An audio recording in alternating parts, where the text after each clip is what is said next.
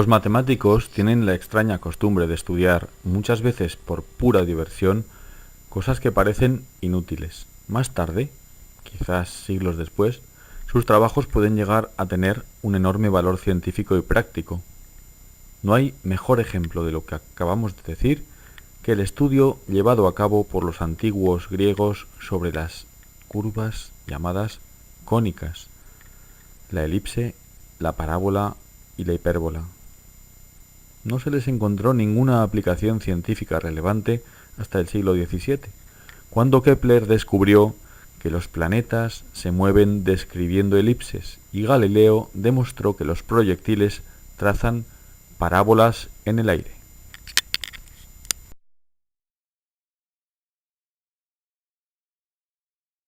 La Tierra se mueve alrededor del Sol en contra de lo que pueda parecer, describiendo una elipse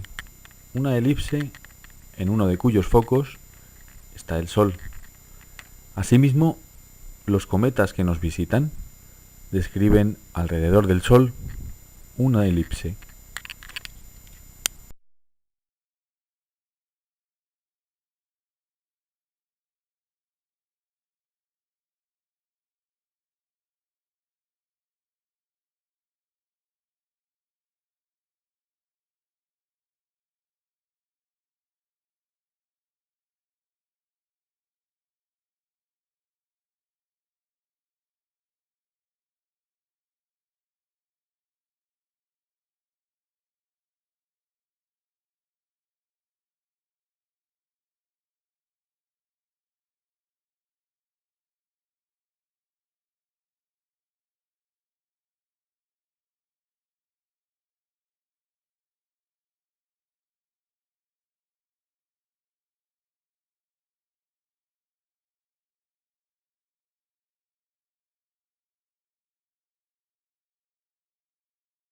La sombra de una esfera a la luz de una linterna es también una curva cónica. Si la linterna está cenitalmente sobre la esfera, aparece la circunferencia, un poco más oblicua, y tendremos una sombra con forma de elipse. Seguimos inclinando nuestra linterna y aparecerá la parábola. Por último, aparecerá la hipérbola.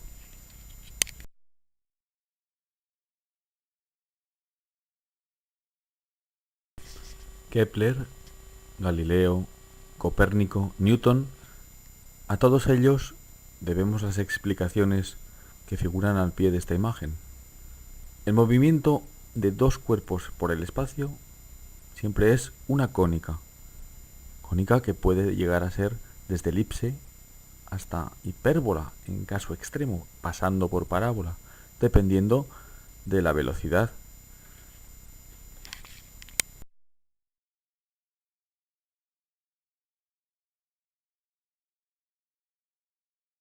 Vamos ahora a trazar nuestra propia elipse.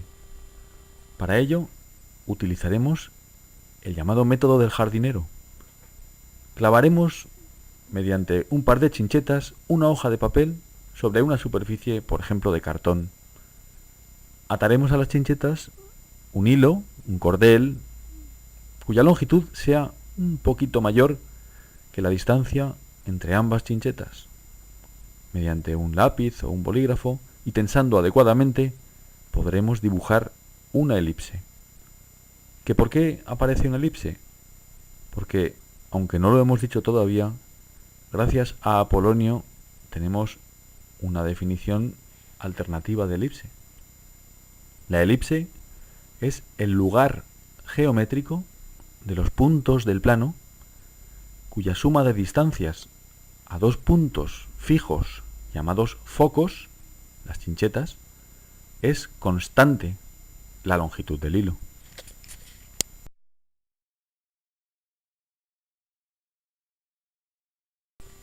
Asombroso, ¿verdad?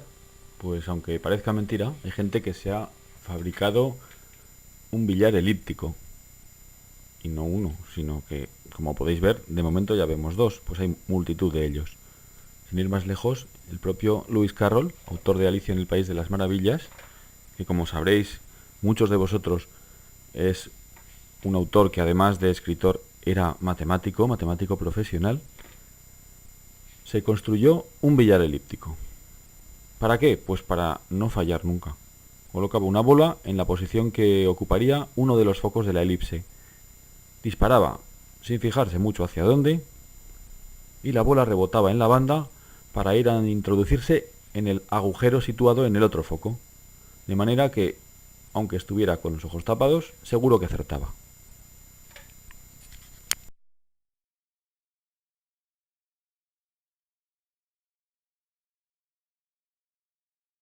Ya que estamos con aplicaciones terapéuticas, vamos a ver qué puede pasar con esta señora que está metida en esta especie de bañera.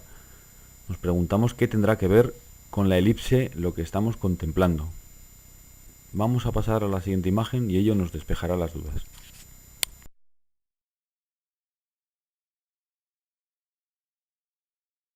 Litotricia, destrucción de piedras, de cálculos renales concretamente.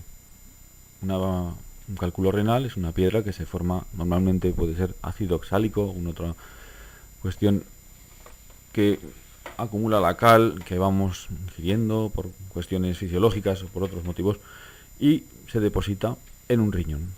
Un cálculo renal es una cuestión que puede llegar a ser sumamente molesta.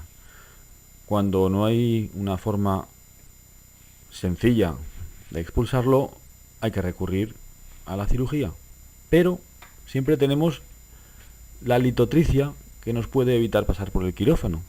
Fijaos el esquema de trabajo de un litotriptor. Se trata de, en principio, una bañera donde una persona se sumerge, inmovilizada. El cálculo renal está localizado mediante normalmente unos rayos X, de modo que el médico sabe en todo momento dónde está exactamente la piedra y coloca dicha piedra en el lugar que ocuparía uno de los focos del elipsoide que podéis apreciar en la imagen, en uno de los tres elipsoides, cualquiera, uno de los focos. El otro foco estaría ocupado por un emisor de energía, que puede ser pues una energía de tipo sonora, de otros tipos. Una energía que cuando es emitida se refleja en las paredes del elipsoide y se concentra única y exclusivamente en el cálculo renal. De esta manera se puede, mediante sucesivos disparos, destruir el cálculo renal sin dañar nada del parénquima renal que le rodea. De esta manera pues se evita uno el paso por el quirófano, que siempre puede resultar arriesgado y molesto.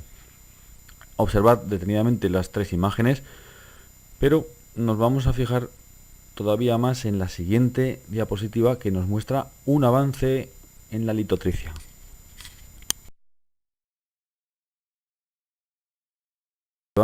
¿Por qué no? ¿Por qué no utilizar dos elipses? De manera que nuestro cálculo renal esté situado en el foco común de ambas. Es lo que podemos observar en esta imagen. Lo que se ve a la derecha no es un cálculo renal, es una piedra, una auténtica piedra, que puede tener 1 centímetro aproximadamente de lado, que ha sido sometida a esta técnica de litotricia con dos emisores energéticos que tiene una efectividad realmente mayor que la de un solo emisor.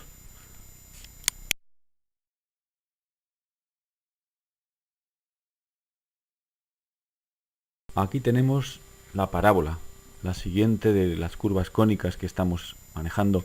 Tenemos unos fuegos, preciosos fuegos artificiales que nos forman unas curvas que son ni más ni menos que parábolas, así como las curvas que forma el agua de una fuente, o la parábola utilizada por los ingenieros de caminos, que se sirven de sus propiedades para sostener los viaductos más insospechados.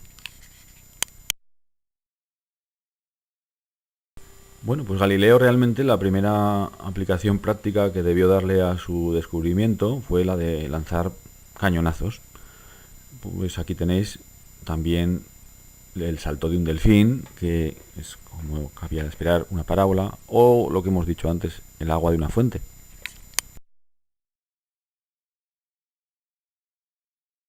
Pero fue Apolonio el que nos dejó esta definición clásica y más extendida que ninguna otra de la parábola. Ya lo veis, es un lugar de puntos del plano cuya distancia a un foco y a una recta directriz es siempre la misma.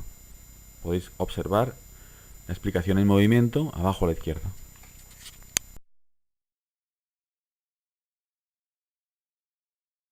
Con la reflexión, la propiedad estrella de la parábola, porque todos cuando vamos por la calle hemos visto algo que nos recuerda a una parábola y que tiene que ver con la reflexión. Aquí veis que los rayos que llegan paralelos a una parábola, en este dibujo lo vemos con rayos paralelos a su eje, pero la propiedad se mantiene con rayos paralelos en general.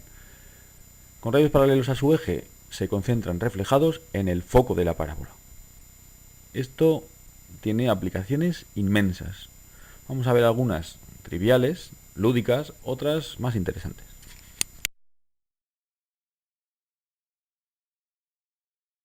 No deja de sorprendernos la capacidad de fabricación de cosas raras que tiene la gente. Aquí tenéis un billar parabólico. Han puesto el agujero en el foco de la parábola y estamos disparando desde un punto cualquiera del billar. ¿Qué tenemos que hacer para acertar? Pues bien, lo que tenemos que hacer es disparar de manera que la bola salga paralela a la banda, para que así al rebotar en el fondo directamente se cuele por nuestro agujero. Ya lo veis, podemos llegar a obtener una antena parabólica abajo a la izquierda. Podemos obtener el reflector de cualquier linterna y en general de cualquier foco que se precie. Ahí tenéis el esquema de trabajo de una linterna. La bombilla emite una luz que se refleja de manera que los rayos salen bastante paralelos, tan paralelos como que iluminan con uniformidad todo lo que tenemos por delante.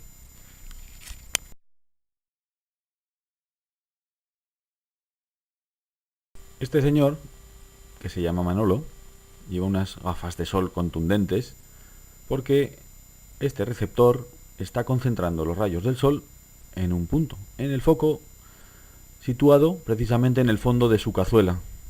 La luz le podría deslumbrar y dejarle ciego, de modo que por eso se protege. Pero la cazuela, que como veis es negra por fuera para aprovechar al máximo el calor, está con un guiso que se puede cocinar perfectamente sin más que utilizar la limpia y ecológica energía del sol.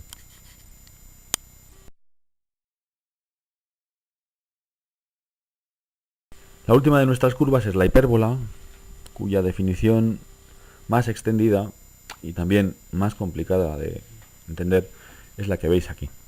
Esta definición también se debe a Apolonio de Pérgamo.